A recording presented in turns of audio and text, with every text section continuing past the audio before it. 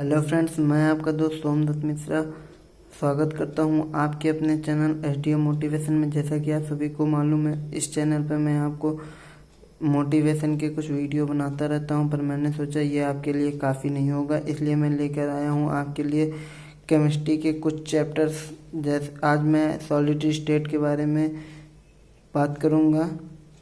अब चलिए आपका ज़्यादा समय न लेते हुए शुरू करते हैं हम आज का वीडियो। आज हम बात करेंगे सॉलिड स्टेट के बारे में। सॉलिड स्टेट के बारे में, ये सॉलिड स्टेट, इसमें दो टाइप के सॉलिड होते हैं, क्रिस्टल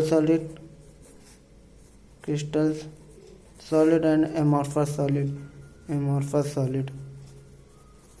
क्रिस्टल सॉलिड में जो एटम होते हैं ये रेगुलर शेप में अरेंज होते हैं। इनका जो एटम्स होते हैं ये रेगुलर अरेंज होते हैं। और जो एमॉर्फस सॉलिड होते हैं, इनके जो एटम्स होते हैं ये इन रेगुलर शेप में अरेंज होते हैं, नॉट रेगुलर शेप में अरेंज होते हैं। इनको स्यूडो सॉलिड भी कहते हैं, कहा जाता है। ये जो है ये फ्लो कर सकते हैं, सॉलिड है, फिर फ्लो कैसे कर सकते हैं आप सोच रहे होंगे। फ्लो तो केवल लिक्विड करते हैं, नहीं, पर ये फ्लो कर सकते हैं कुछ हीट देने पे। इनका फॉर एग्जांपल ग्लास, इसको सुपर कूल्ड सॉलिड भी कहते हैं, सुपर कूल्ड सॉलिड भी कहते हैं। All polymers are amorphous solid. और जो क्रिस्टल सॉलिड होते हैं ये आगे जा कर के वापस से चार टाइप के में डिवाइड हो जाते हैं।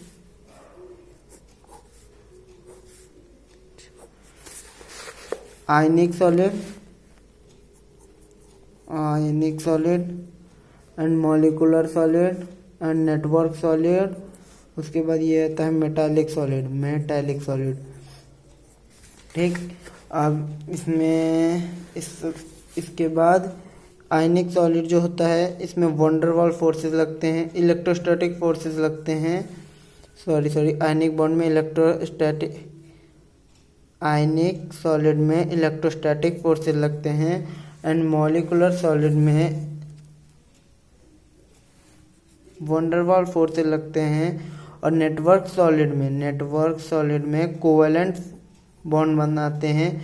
और मेटालिक सॉलिड में मेटल से मेटल्स के बीच में बॉन्ड बनता है, मेटल्स के एटम्स के बीच में बॉन्ड बनता है, लाइक FeCuAg।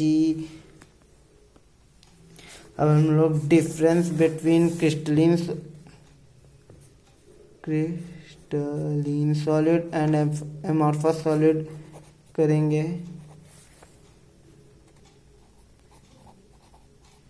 सबसे पहले बात करेंगे अरेंजमेंट की। ये जो है लॉन्ग रेंज ऑर्डर में अरेंज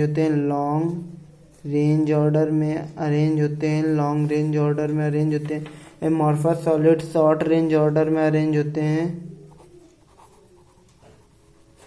और फिर सेकंड पॉइंट हम लोग बात करेंगे मेल्टिंग पॉइंट की। ये इनका जो मेल्टिंग पॉइंट होता है वो डेफिनेट होता है, एक फिक्स इनका जो मेल्टिंग पॉइंट होता है एक शार्प पॉइंट होता है। और जो एमॉर्फस सॉलिड का मेल्टिंग पॉइंट होता है ये रेंज पर डिपेंड करता है, लाइक 10 से 20 डिग्री, 100 से 200 डिग्री। और इसका जैसे फिक्स होता है 180 डिग्री सेल्सियस इनका फिक्स होता है। ये रेंज में चलते हैं, इनका जो मेल्टिंग पॉइंट होता है वो रेंज में होता है। और इसके बाद हम लोग बात करेंगे heat of fusion.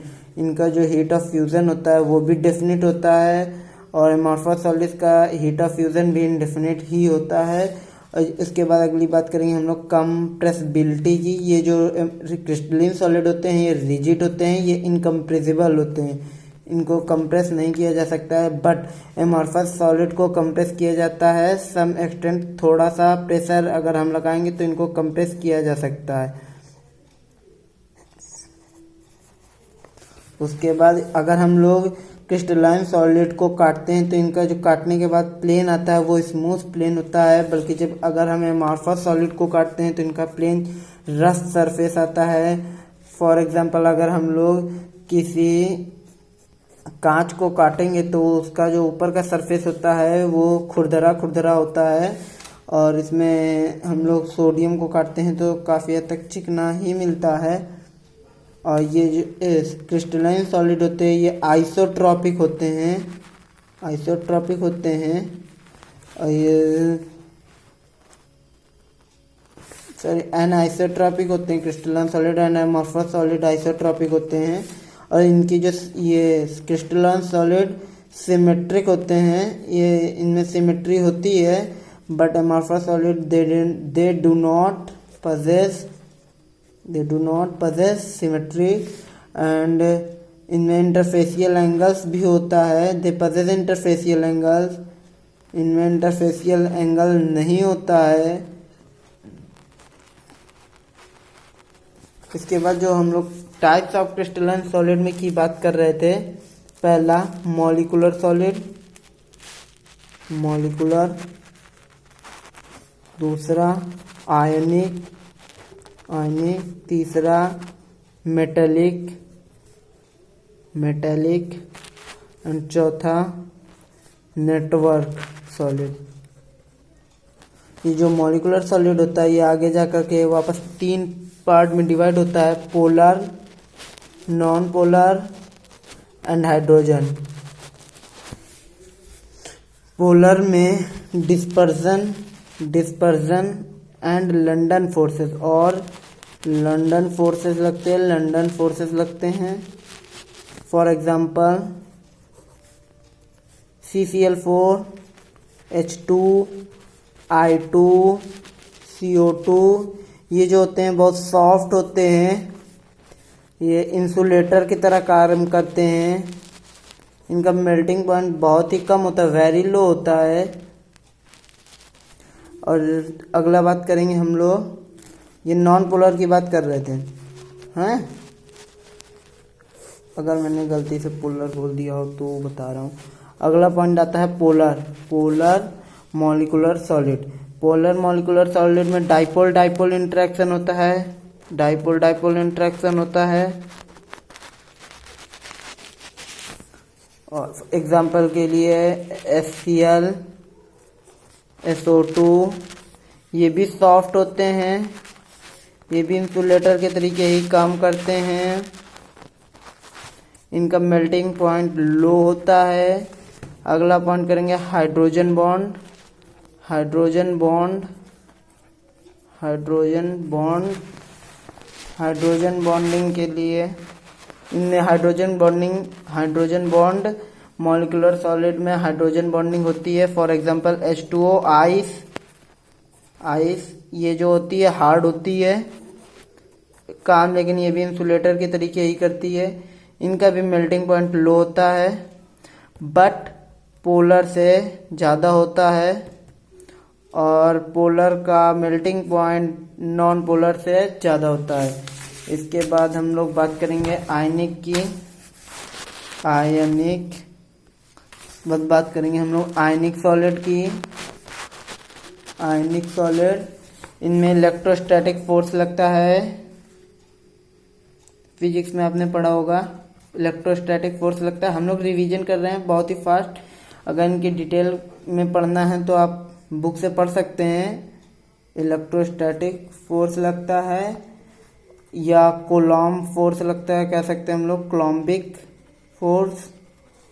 For example NaCl, MgO, ZnS and CaF2 ये जो होते हैं हार्ड होते हैं, इनका फिजिकल नेचर हार्ड होता है, बट ब्रिटल होते हैं, थोड़ा टूट जाते हैं। ये थोड़ी इलेक्ट्रिसिटी कंडक्ट कर सकते हैं, can conduct electric but in molten state, है ना, can conduct electric in molten state. इनका मेल्टिंग पॉइंट बहुत ही हाई होता है, मेल्टिंग पॉइंट हाई होता है, मेल्टिंग पॉइंट हाई होता है। इसके बाद हम बात करेंगे मेटालिक में। मेटालिक सॉलिड की। मेटालिक सॉलिड में जो होता है पॉजिटिव आयंस होते हैं, positive ions in a sea of delocalized electrons. एक इलेक्ट्रॉन के समुद्र में एक पॉजिटिव आयंस में मेटालिक बॉन्डिंग होती है, इनमें मेटल्स के बीच में बॉन्डिंग होती है, प्लस प्लस के बीच में। For example FeCu Ag Mg, ये भी हार्ड होते हैं, मेलेबल होते हैं, डक्टाइल होते हैं, कंडक्टर ऑफ इलेक्ट्रिसिटी होते हैं। इनका मेल्टिंग पॉइंट हाई होता है। उसके बाद अगला बात करेंगे हम लोग कोवेलेंट सॉलिड और नेटवर्क सॉलिड की। इनमें कोवेलेंट बॉन्ड बनाया जाता है SiO2, जिसको क्वार्ट्ज भी कहते हैं, SiC, डायमंड कार्बन, डायमंड। ये जो होते हैं हार्ड होते हैं, इंसुलेटर होते हैं। इनका मेल्टिंग पॉइंट वेरी हाई होता है। इनमें एक्सेप्शन एक आता है, ग्रेफाइट, एक्सेप्शन होता है इन सबका। इसके बाद हम लोग बात करेंगे क्रिस्टल लैटिस क्या होता है। Crystal lattice basically, crystal lattice जो होता है एंटायर स्ट्रक्चर ऑफ सॉलिड होता है। एक सॉलिड के एंटायर स्ट्रक्चर जो 3 डायमेंशन में होता है, 3D में होता है, उसको क्रिस्टल लैटिस कहते हैं। The smallest part of crystal lattice को यूनिट सेल कहते हैं। इस कई सारे स्फीयर से मिलकर के एक सॉलिड बनता है, लाइक दिस। ठीक, तो उसमें से ये सबसे स्मॉलेस्ट पार्ट होगा जिसमें सारी ऑल प्रॉपर्टी ऑफ सॉलिड इस छोटे से पार्ट में होंगी। सारी प्रॉपर्टी इस छोटे से पार्ट में भी सॉलिड की होंगी। उसको यूनिट सेल कहते हैं। यूनिट सेल मेनली कई टाइप के होते हैं, मेनली 2 टाइप के होते हैं, primitive unit cell and non primitive unit cell, जिसको सेंटर्ड यूनिट सेल भी कहते हैं। पर हम उससे पहले कुछ क्रिस्टल सिस्टम्स की बात करेंगे। ये बहुत ही इम्पोर्टेंट टेबल है, क्रिस्टल सिस्टम एड्स एंड उनके एंगल्स। ठीक है, इसमें पहला क्यूब के आकार का होता है, टेट्रागोनल,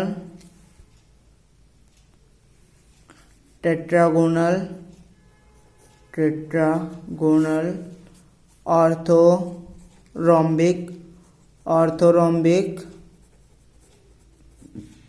ट्राइगोनल,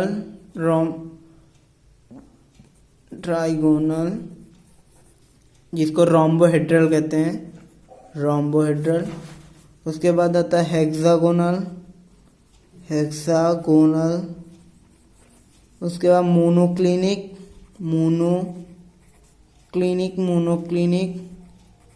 फिर ट्राइक्लिनिक।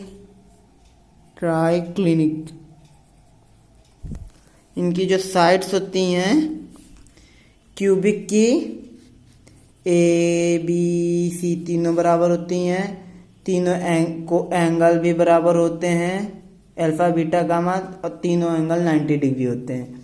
बट टेट्रागोनल में 2 साइड बराबर होती हैं पर तीसरी नहीं बराबर होती है, और इनके पर सारे एंगल बराबर होते हैं और 90 डिग्री ही होते हैं। उसके बाद ऑर्थोरोम्बिक में आपकी कोई भी साइड बराबर नहीं होती है, बट एंगल अभी भी आपके बराबर हैं और 90 डिग्री ही हैं। उसके बाद आता है ट्राइगोनल रोम्बोहेड्रल। इसकी तीनों साइडें बराबर होती हैं